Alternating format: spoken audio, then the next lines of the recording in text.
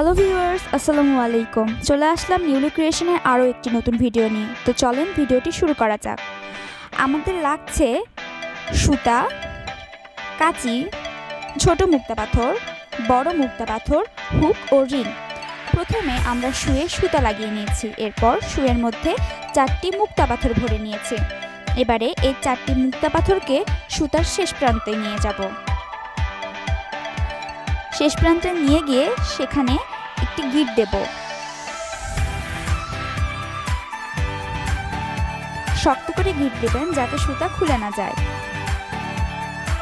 গিঁট দেওয়া হয়ে গেলে যে বাকি সুতাটুকু থাকবে সেটাকে আমরা কাঁচির সাহায্যে কেটে নেব। কাটা হয়ে গেলে এবারে একটি মুক্তা পাথরের মধ্যে দিয়ে সুতাটাকে পার করে নেব। এবার সুয়ের মধ্যে আমরা 3টি মুক্তা পাথর ভরে নেব। এগুলো কিন্তু আমরা ছোট মুক্তা পাথর ব্যবহার করছি। এবারে যে পাথরের মধ্যে সুতা ঢুকিয়েছিলাম তার অপর পাশ থেকে সুতাটাকে বের করে নেব, তাহলে কিন্তু এভাবে ফুল তৈরি হয়ে যাবে। আপনারা দেখতেই পাচ্ছেন একইভাবে আবার অন্য একটি যেটি মাঝ বরাবর আছে তার মধ্যে আমরা সুতো ভরে নেব। এবারে আবার আমরা 3টি মুক্তা পাথর সুয়ের মধ্যে ভরে নেব।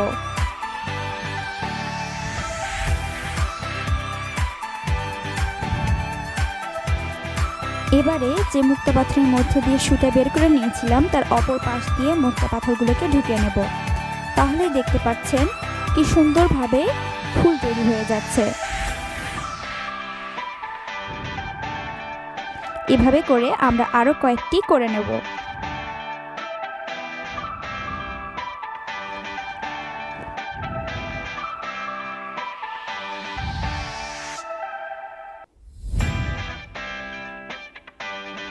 একটু টাইট করে করার চেষ্টা করবেন যাতে সুতা খুলে না যায়।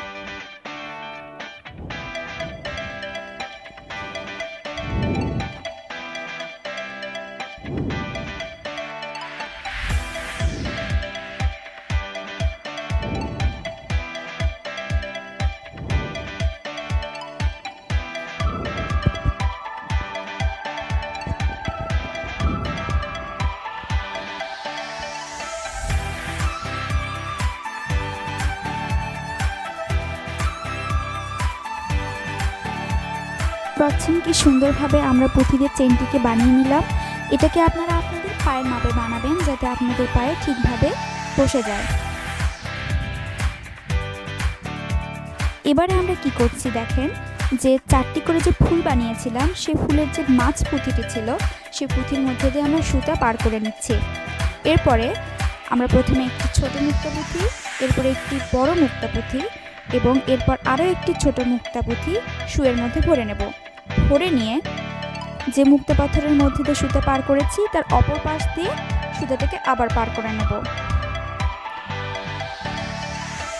তাহলেই দেখতে পাচ্ছেন কি সুন্দর করে একটি সম্পূর্ণ ফুলের মতো একটি ডিজাইন চলে আসছে।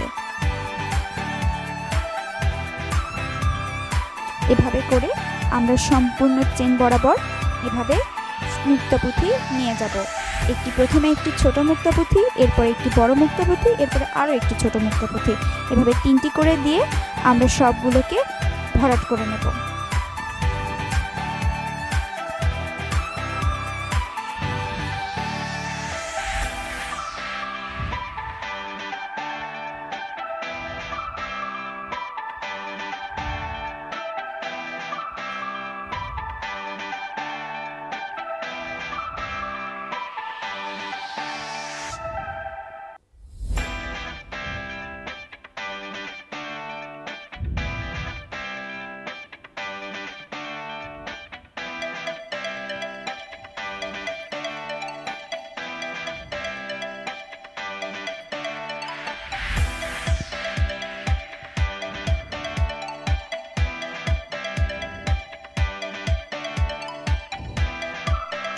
এই তো দেখতে পাচ্ছেন হয়ে গেল আমাদের সম্পূর্ণ চেনটিকে বড় পুঁথি দিয়ে গেঁথে নেওয়া।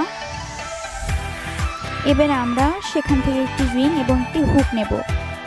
প্রথমে এই মুক্তা পাথরের মধ্যে একটি রিং ভরে নেব।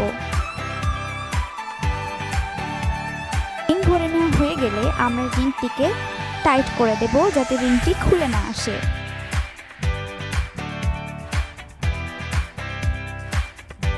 এভাবে অপর পাশেও কিন্তু আমি রিংয়ের সাথে হুক লাগিয়ে নিয়েছি।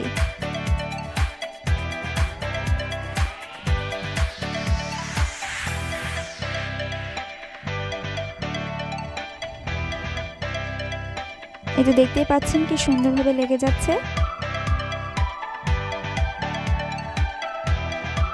তৈরি হয়ে গেল কিন্তু আমাদের পায়ে নূপুর। যদি আজকের ভিডিওটি আপনাদের ভালো লেগে থাকে তাহলে অবশ্যই আমাদের চ্যানেলকে সাবস্ক্রাইব করবেন, ভিডিওটিতে একটি লাইক দিবেন এবং কমেন্ট এবং শেয়ার করতে ভুলবেন না। ধন্যবাদ।